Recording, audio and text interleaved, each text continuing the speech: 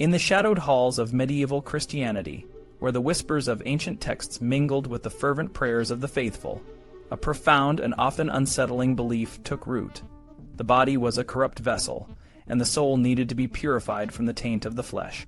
This philosophy, deeply influenced by early Christian thinkers, cast a long shadow over the lives of women, who were often seen as the embodiment of earthly temptation and sin.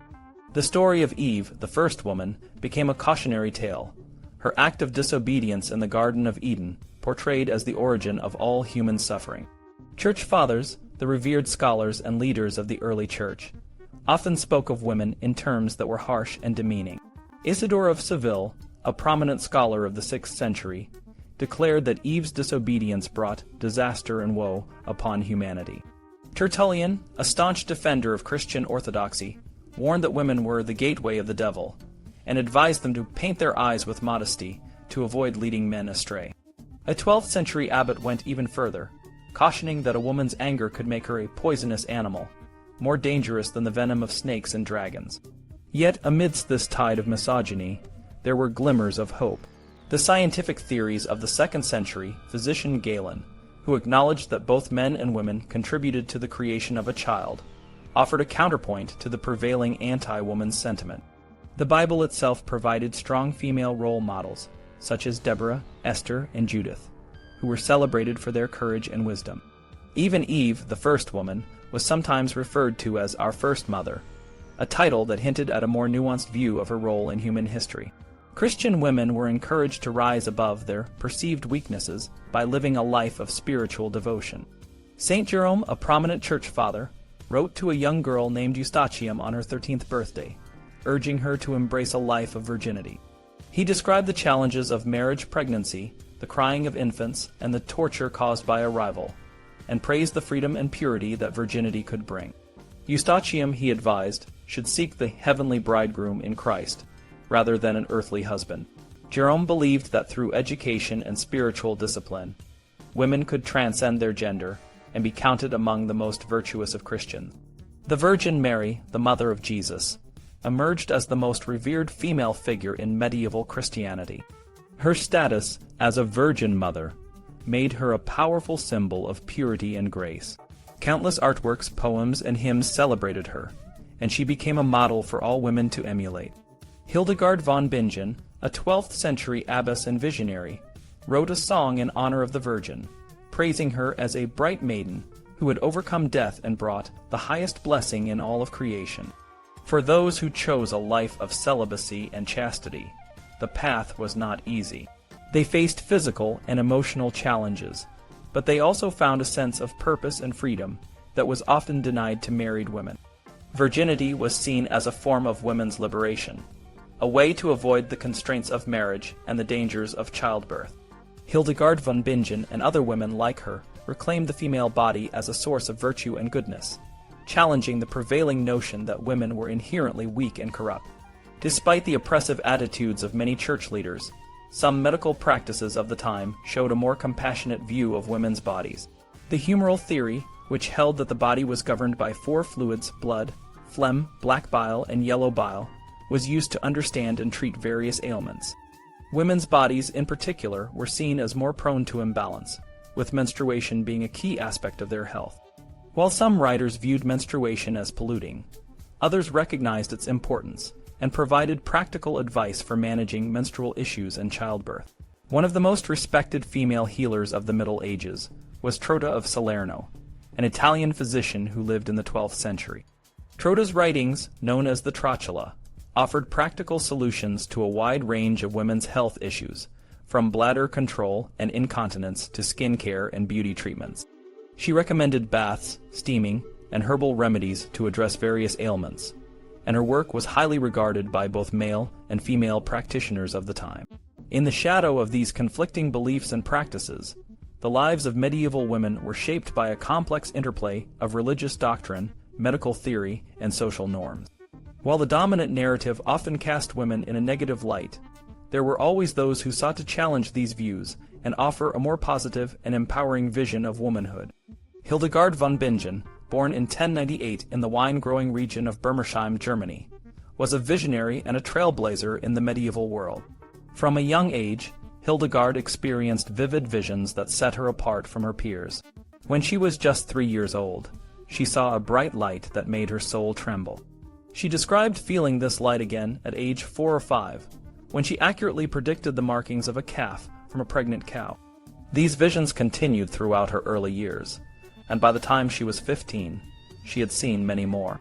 Hildegard's parents, seeing her unique abilities, decided to offer her to the church.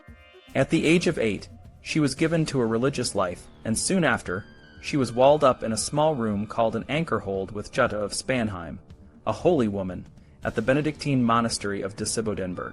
This room was small, with little heat or exercise, but it provided Hildegard with the space to pray, meditate, and study holy books. Jutta, who became Hildegard's mentor and spiritual guide, was a woman of great devotion. She wore humble clothes, ate leftovers, recited the Psalter daily, and endured harsh conditions, including walking barefoot in the cold. Under Jutta's guidance, Hildegard took the veil as a Benedictine nun in her teens. When Jutta passed away in 1136, Hildegard was chosen to lead the convent. In 1141, at the age of 43, Hildegard experienced a profound series of revelations. She heard a divine command to shout and tell. This command came during a severe illness that only subsided once she began writing and sharing her visions. Hildegard's writings were diverse and profound, covering mysticism, theology, letters to monarchs and religious leaders, a cosmology, medicine, and even music. She even created a secret language. One of her most significant works, Sivia's Know the Ways of the Lord, took her 10 years to complete. In this text, she described her visions and provided deep theological interpretations. For example, she explained the meaning of fundamental elements in the universe, like the sun, moon, and stars. Hildegard believed that her understanding and explanations came from a divine source, a voice she called the living light. She described her experiences vividly. "I hear them not with my physical ears, not with my heart's thoughts, nor do I perceive them by bringing any of my 5 senses to bear, but only in my soul, my physical eyes open, so that I never suffer their failing and loss of consciousness. No, I see these things wakefully." Hildegard's influence extended beyond her spiritual writings. She was also a healer and wrote extensively on medicine, focusing on natural remedies and the interconnectedness of the body and soul. Her medical texts, known for their practical advice, included treatments for various ailments and emphasized the importance of a holistic approach to health. Despite the constraints of her time, Hildegard's boldness and creativity earned her respect and admiration. She corresponded with kings, popes, and other influential figures, offering her wisdom and guidance. Her legacy as a visionary, healer, and innovator continues to inspire and enlighten people to this day. Heloise was a brilliant young woman, known across Europe for her intelligence. She was only about 17 when she met Peter Abelard, a famous philosopher and teacher who was in his 30s. Heloise's uncle, Fulbert, a clergyman, hired Peter to tutor her, believing it would enhance his own reputation. However, Peter had other intentions. From the moment they met, he was captivated by Heloise, and soon their lessons turned into secret meetings filled with passion. Fulbert, blinded by pride, didn't realize what was happening. Peter and Heloise fell deeply in love, and their relationship became the talk of Paris. They explored their desires, trying every intimate act they could imagine. Heloise was overjoyed when she discovered she was pregnant. To avoid scandal, she went to Peter's sister in Brittany to give birth to their son, whom they named Astrolabe, after a sophisticated scientific instrument used by sailors. When Fulbert finally caught them, he was enraged and demanded that Peter marry Heloise. Heloise, however, was against it. She believed that marriage would hinder Peter's career in the church, where only unmarried men could rise to high position. Heloise also argued that a woman dedicated to intellectual pursuits couldn't handle the demands of motherhood and domestic life. Despite her objections, they were married in a secret ceremony to protect Peter's reputation. After the wedding, Peter sent Heloise to a convent, where she had been educated as a child. Fulbert, feeling betrayed, announced their marriage to everyone in Paris. This made Peter's life difficult, and he began to distance himself from Heloise. They continued to meet in secret, but their relationship was fraught with tension. Heloise, now a mother and a nun, felt torn between her love for Peter and her commitment to her faith and intellectual life. Their story became one of the most famous love affairs of the medieval world, a tale of passion, scandal, and the complex choices faced by a brilliant woman in a time when women's roles were strictly defined. Despite the challenges, Heloise and Peter's love for each other remained a powerful force in their lives, even as they were forced to navigate the strict social and religious norms of their era. One night, Fulbert, Heloise's uncle, was driven to drastic action by his frustration over Peter's reluctance to publicly acknowledge their marriage. He sent 2 men to break into Peter's apartment while Peter was sleeping. They mutilated him, cutting off the parts of my body whereby I had committed the wrong of which they complained. Peter later said that the shame was more painful than the physical suffering. He then insisted that Heloise take vows of permanent chastity as a nun, and he himself became a monk. This decision deeply hurt Heloise, as it suggested that he did not trust her. Despite the lack of many written records by medieval Jewish women, we have some insight into their lives. Eliezer ben Judah of Worms, a German Jewish scholar, praised his wife, Dulce, as a woman of valor and a crown to her husband. Dulce was known for her good deeds and for helping her husband study Torah. She and her daughters, Belet and Hannah, were tragically killed by thieves, and Eliezer wrote a heartfelt tribute to them. Jewish texts encouraged marriage because a wife could support her husband's religious and scholarly pursuits, unlike anti-marriage Christian literature that urged men to remain single for their studies. Heloise eventually became the abbess at the Paraclete, a religious hermitage supported by Pope Innocent II in 1129. About 1132, over a decade after their love affair ended, Heloise came across Peter's letter, The History of My Calamity, where he recounted his life's trials, including being forced to burn a book he wrote and facing threats from fellow monks. Heloise could no longer stay silent, and reached out to Peter. She wrote that she still desired him, and that the word friend or even concubine, or whore, was sweeter to her than wife. She believed that her love for him was pure and genuine, and that their relationship was more sacred than any marriage of convenience. Peter's response was cool and detached. As a monk, he could not acknowledge their past relationship. Heloise was devastated and wrote back, reprimanding him and lamenting how her life had changed. She was once the luckiest of women, but now felt the most degraded. She reminded him of the deep love they once shared, and how she became a nun at his request. Peter, however, could not return to the past, and coldly suggested that her feelings were only lust. After Peter's death around 1142, the abbot Peter the Venerable wrote to Heloise, praising her for her learning and holiness. She continued to lead the Paraclete, and established 6 daughter houses. Heloise remained abbess until her death in 1163, or 1164. A legend says that when Heloise and Peter's bodies were laid together, Peter's skeleton welcomed her with open arms. Later, they were reinterred by Josephine Bonaparte in the Père Lachaise cemetery in Paris, where their love story continues to inspire visitors. In medieval Japan, women like Murasaki Shikibu and Ono no Kamachi wrote in their native language, creating works that are still celebrated today. Murasaki Shikibu, the author of The Tale of Genji, was known for her proficiency in Chinese classics, which her father lamented would have made her a great scholar if she were a man. Ono no Kamachi expressed her passion in poetry, describing the intensity of her feelings for her absent lover. These women used letters, diaries, poetry, and narratives to express their emotions and experiences in a society that often restricted their voices. Marie de France, a writer from the late 12th century, was a key figure in the development of the Romance genre.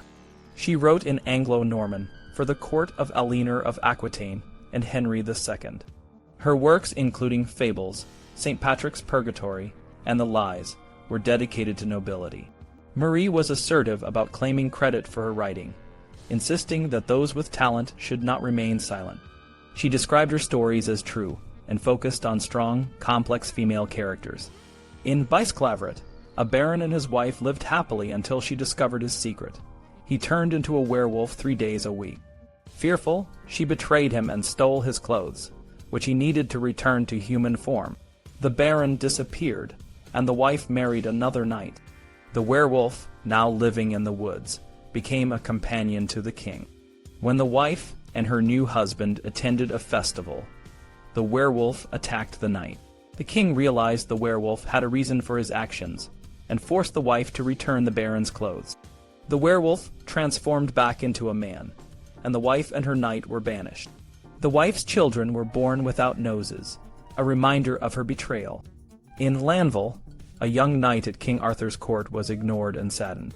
He met a beautiful lady who loved him on the condition that their love remained secret. When Queen Guinevere propositioned him, he refused and revealed his secret. Fearing he had lost his beloved, Lanville was put on trial. Just as all hope seemed lost, the lady appeared, proving his innocence and taking him to the magical island of Avalon. Marie's stories often showed that only true love could provide freedom and fulfillment in a world filled with challenges and constraints. Marie de France, a mysterious figure from the Middle Ages, left a lasting legacy through her stories, known as lies. Her tales, such as The Two Lovers, highlight the power of love and the consequences of blind obedience. In this story, a young man dies while trying to win the hand of his beloved, who also dies of grief. This tragic tale teaches us to be cautious and to think critically, even when we are deeply in love. Marie's influence extended far beyond her time. Her works were translated into multiple languages, including Old Norse, Middle English, Middle High German, Italian, and Latin, making her one of the most widely read authors of her era. Even a Hebrew version of her lies circulated, showing how her stories resonated with diverse audiences, including Jewish readers. Marie's stories often explore the complexities of love and the challenges faced by women in a male-dominated society. Her characters, both men and women, navigate the strict social norms of their time, sometimes defying them in the pursuit of genuine happiness. These narratives continue to inspire women today, providing them with examples of resilience and the courage to pursue their dreams. In the same period, another group of women, known as the trobairitz, emerged as the first known female composers of secular music in the West. These women, such as Heloise and Beatrice, wrote passionate and often angry songs about love, expressing their desires and frustrations in a way that was unprecedented for their time. They challenged the traditional roles of women and demanded to be heard. The trobairitz were not just poets, they were also patrons of the arts, supporting other trobairitz and troubadours. Their music and poetry were a form of social commentary, reflecting the complex relationships and power dynamics of their society. For example, Heloise, a noblewoman from the Auvergne, wrote candidly about her feelings and even her physical desires, showing a level of openness that was rare in the Middle Ages. One of the most famous trobairitz, Beatrice, the Countess of Dia, wrote a moving lament about being betrayed by her lover. Despite her heartbreak, she refused to be humbled, asserting her strength and independence. Her poem serves as a powerful reminder that even in moments of pain, women can maintain their dignity and self-respect. The trobairitz also wrote about same-sex love and friendship, challenging the notion that love could only exist between men and women. Beatrice de Romans, for instance, wrote a poem expressing her deep affection for Lady Maria, suggesting that intimate and loving relationships between women were recognized and celebrated in medieval society. However, the era of the trobairitz was short-lived. By the early 13th century, the Catholic Church under Pope Innocent III launched a crusade against heresies in southern France. This crusade, which included the Albigensian Crusade, led to the destruction of many cities and the suppression of the Occitan culture and language. The trobairitz and troubadours were forced to adapt, and their poetry began to shift from secular love to religious devotion, with many turning to the veneration of the Virgin Mary. Despite these challenges, the legacy of the trobairitz endures. Their music and poetry continue to be studied and performed, offering a glimpse into the lives and thoughts of medieval women. Their courage and creativity remind us of the importance of expressing our true selves and standing up for what we believe in, even in the face of adversity. Today, the stories and songs of Marie de France and the trobairitz inspire us to be bold, to question norms, and to embrace our desires and dreams. They show us that love, in all its forms, is a powerful force that can transcend time and culture, and that the voices of women have always been essential to the human experience.